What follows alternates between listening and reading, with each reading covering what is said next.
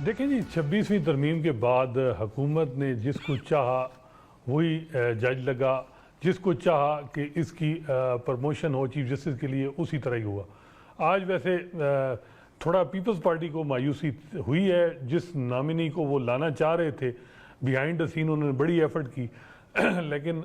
उनको बार ने सपोर्ट नहीं की। तो वो जो सिंध हाई कोर्ट में, क्योंकि सिंध 26वीं तरमीम के बाद सिंध हाई कोर्ट या सिंध की जुडिशरी है वो पीपल्स पार्टी के हवाले कर दी गई है, तो लेकिन जो बार है उनके वोट ना मिलने की वजह से उनको मेजॉरिटी नहीं थी, तो इसी वजह से जो एक्टिंग चीफ जस्टिस है जुनैद गफ्फार, इनको फिर मजबूरन यूनानिमसली करना पड़ा।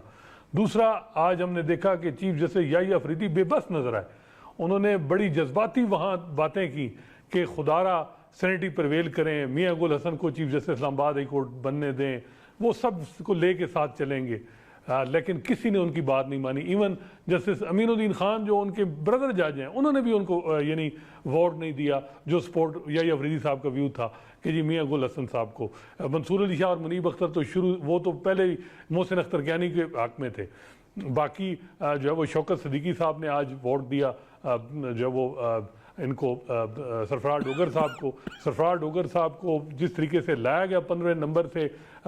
यहाँ इस्लामाबाद हाई कोर्ट में, किसी ने सवाल नहीं किया कि जी लाहौर हाई कोर्ट से 14वें नंबर का जज क्यों नहीं, 13वें नंबर का जज क्यों नहीं, क्यों सरफराज डोगर साहब ही ना, याहिया अफरीदी साहब ने शुरू में सवाल उठाया। अब जो है वो बात होती है जी मियाँ गुल हसन साहब को। तो आज बाज़ार ये लगा कि जो भी वहाँ बताया जा रहा है अंदरूनी कहानी कि वो बेबसी थी, हुकूमत ने उनका साथ नहीं दिया, उनकी बात नहीं मानी और सरफराज डोगर साहब को चीफ जस्टिस बना दिया गया। तो बाज़ार ये लग रहा है कि जो मौजूदा हुकूमत है जहाँ उसकी मर्जी है, ख़ासकर दूसरी बात यह है कि दूसरे हाई कोर्ट इतने स्ट्रेटेजिकली इंपॉर्टेंट नहीं,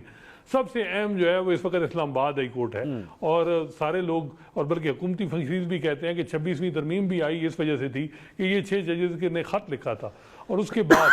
अब 6 जजेस के ख़त के बाद आप देखें जिस तरीके से जजेस ट्रांसफ़र हुए,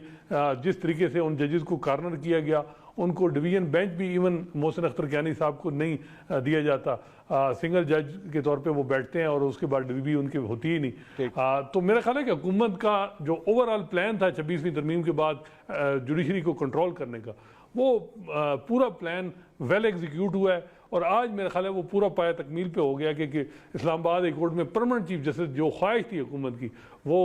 आ गए। और मकसद दो हैं, एक ये है कि PTI को माजी में जो रिलीफ मिल रहे थे वो ना मिले, दूसरा ये है कि जो 5 जजेस जिन्होंने ख़त लिखा था उनको टाइट किया जाए। और वो दोनों चीज़ें जो हैं बाज़ार ये लग रहा है कि 4 महीने से हम देख रहे हैं कि दोनों मकासद अचीव हो रहे हैं और मज़ीद